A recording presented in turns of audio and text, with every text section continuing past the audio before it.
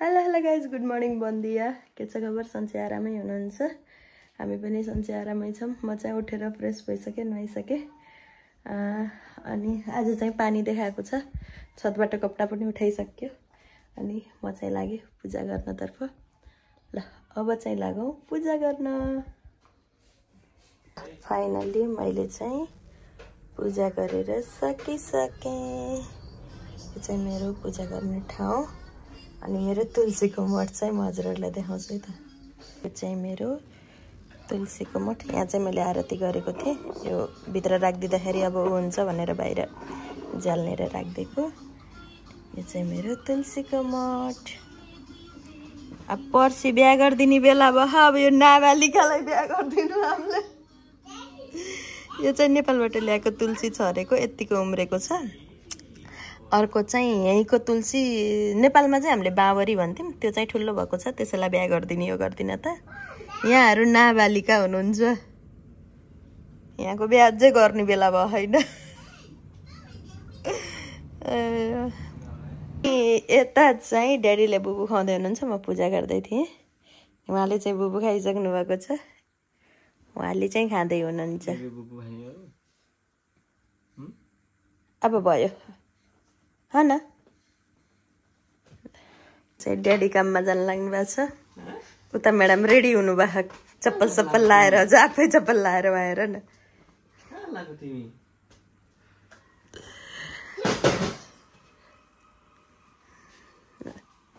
कोही फेरि पुरा कपाल मिलाउँदैछन्।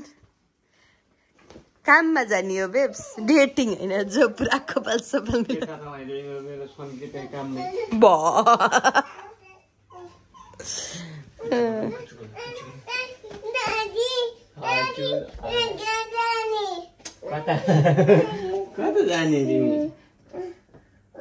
ड्याडीलाई चाउ गरिदेऊ। मामु आफूलाई ग्राफ्स देऊ हस्। ओके बेबी, नो, ड्याडी काममा जान लाग्नु भएको। ओके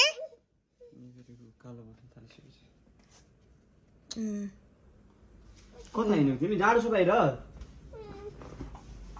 मामु प्लिज चाउ गर्नु। चाउ बेबी।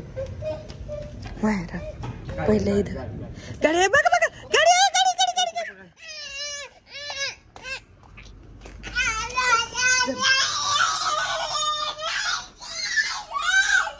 रुत्तो यस्तो रुनी।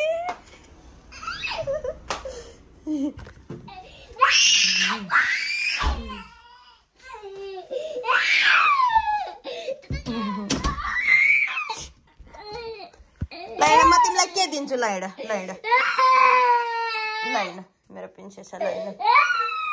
नरौ नरौ नरौ, म दिन्छु। ओके सुज आफ्नो ठाउँमा राखा गर।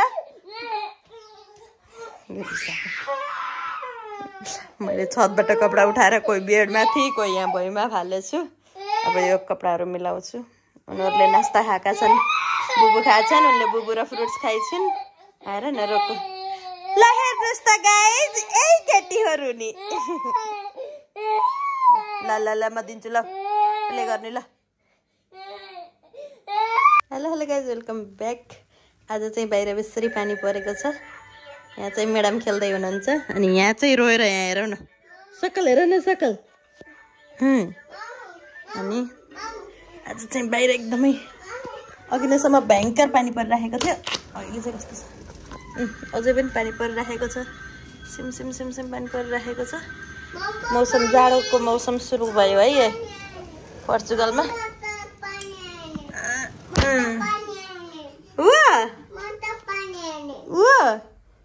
अनि अब चाहिँ हामी लाग्छौँ, म लाग्छु उहाँलाई बुबु खुवाउन। बुबु खान आत्तिनु भएको छ उहाँ। हजुर ओके। फाइनल्ली ड्याडी चाहिँ घर आइसक्नु भयो। अनि म चाहिँ के अरे यहाँ तालियोमा आज मङ्गलबार खसीको मासु ल्याएको छ भनेर यो पानीमा मासु लिन हिँडेको। अनि यहाँ चाहिँ यो इटालियन लेखेको चाहिँ मोनिकाको काम गर्ने ठाउँ हो। मोनिका छेकी नै छाता ओढी ओढी भए पनि मासु खान त पर्यो मलाई। छैन मनिका दिदी मात्रै हुनुहुन्छ। ओ आपारी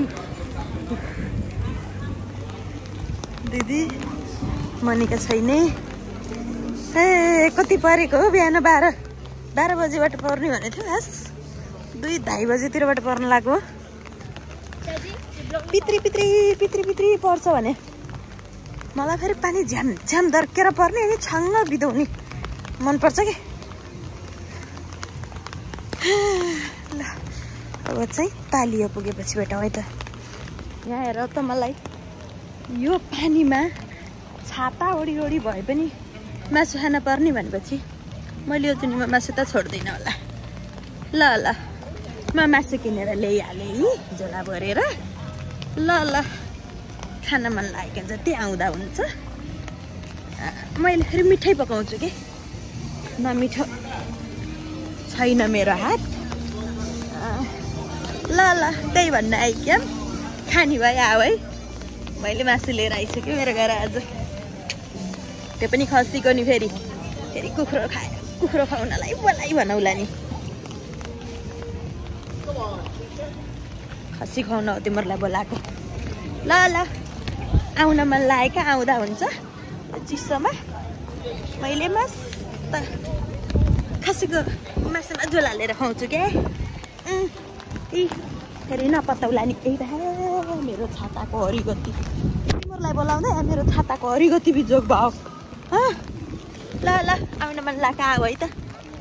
त्यही भन्न आइक्यो क्या म। Hello guys welcome back. मासु पाक्यो।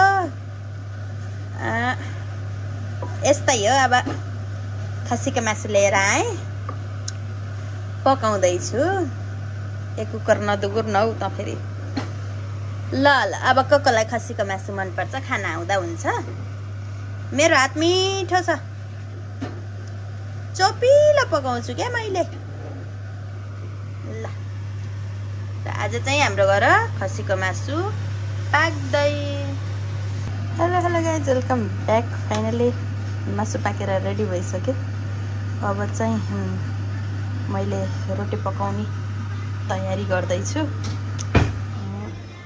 यहाँ चाहिँ पिठो मुछेर रेडी छ। अरे